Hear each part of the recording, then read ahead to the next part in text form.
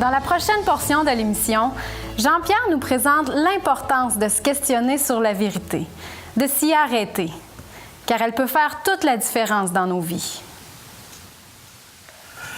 Est-ce que c'est important, la vérité? Pensez un instant à toutes ces personnes qui, au cours des dernières années, ont fait les manchettes à la télévision parce qu'elles ont perdu toutes leurs économies, parce qu'elles avaient mis leur confiance en des gens qui leur avaient promis des rendements faramineux de leur argent. Et finalement, ils se sont fait avoir. C'était des escrocs, des gens menteurs qui les ont trompés simplement pour avoir leur argent.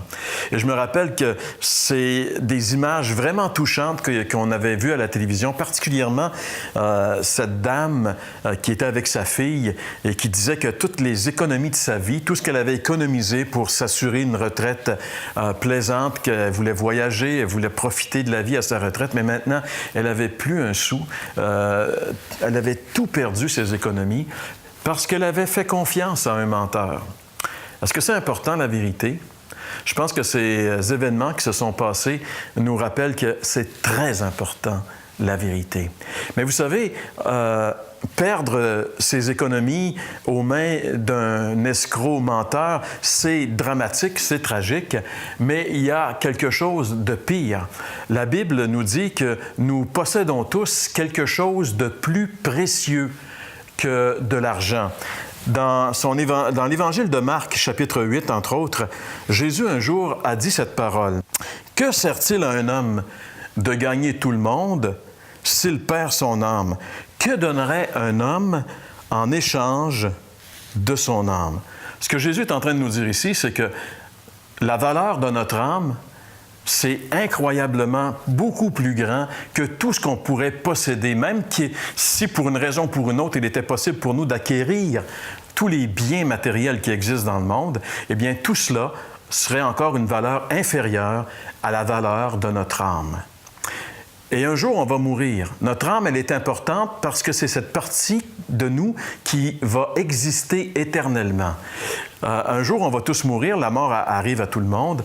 Et il y a beaucoup de gens aujourd'hui qui essayent de se persuader que quand la mort arrive, c'est fini, c'est la fin des émissions, 6 pieds sous terre, c'est bon, plus d'images, plus de son. On prend toutes sortes d'illustrations pour essayer de se convaincre que c'est la fin, alors qu'on sait très bien quelque part que ça finit pas là.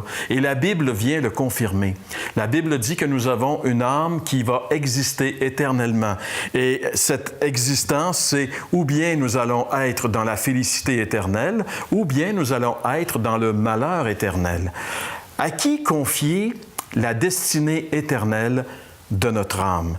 À qui est-ce qu'on pourrait bien faire confiance dans ce domaine?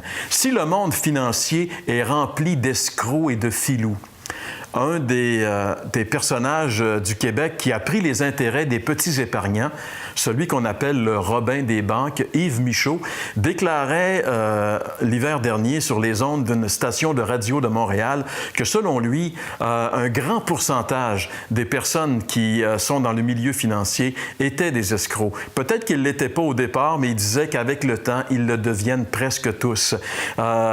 Donc, si le monde financier est rempli d'escrocs, le monde spirituel est aussi rempli d'escrocs. Il y a énormément de personnes qui font entendre leur voix, qui viennent jusqu'à nous pour nous faire miroiter des choses, pour nous dire qu'elles ont la vérité, qu'elles ont le secret de ci, le secret de ça. Et finalement, je veux dire, on est sollicité de tous bords, de tous côtés. Comme les gens sont sollicités du côté financier, on est sollicité du côté spirituel. Mais où est-ce qu'on peut vraiment trouver la vérité? À qui est-ce qu'on peut confier notre âme? Eh bien, j'aimerais vous dire qu'un jour, Jésus a dit « Je suis le chemin, la vérité et la vie. Nul ne vient au Père que par moi. » Jésus a dit « Je suis le chemin, la vérité et la vie. » En réalité, Jésus nous a dit ici qu'il était le chemin. Il n'a pas dit « Je suis un des nombreux chemins qui mènent à Dieu. » Il a dit « Je suis le chemin. » Parce que la Bible dit que Jésus est le seul à qui nous pouvons confier ce que nous avons de plus précieux, c'est-à-dire notre âme, avec assurance. Notre âme, elle répond de nous auprès de Dieu pour l'éternité. Et nous sommes tous des pécheurs. La Bible dit tous ont péché et sont privés de la présence glorieuse de Dieu. Et pour aller à Dieu, si Jésus peut dire « Nul ne vient au Père que par moi », c'est parce qu'il a accompli une œuvre incroyable. Il a enlevé l'obstacle qui nous empêchait d'aller à Dieu. Cet obstacle, ce sont nos péchés qui méritent un jugement. Dieu est juste et il doit juger nos péchés. Et la Bible dit que quand Christ est mort sur la croix il y a 2000 ans, il a pris sur lui nos péchés et il a subi à notre place le châtiment que nous méritions. Je devais être châtié pour mes péchés. Vous deviez être châtié pour vos péchés. Mais Jésus a accepté d'être châtié à notre place.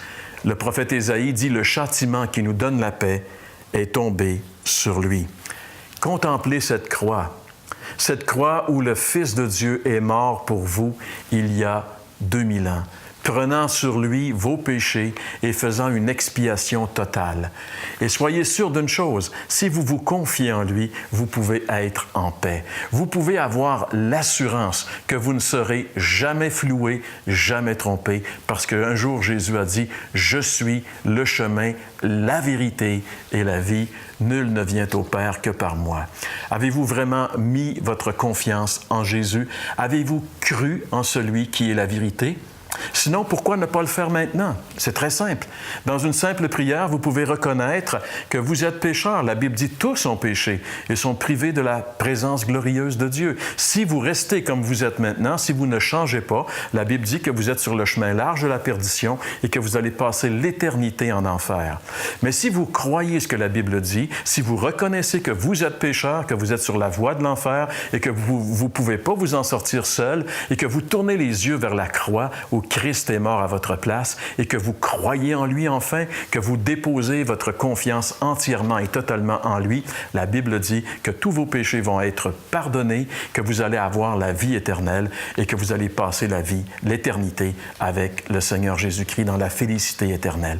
On n'a rien à perdre, mes amis. On a tout à gagner. Alors pourquoi ne pas, dans une simple prière maintenant, dire « Seigneur Jésus, je reconnais que je suis pécheur. Je reconnais, Seigneur, que j'ai cru le mensonge et que j'ai vécu dans le mensonge toute ma vie, mais maintenant je viens à toi qui est la vérité.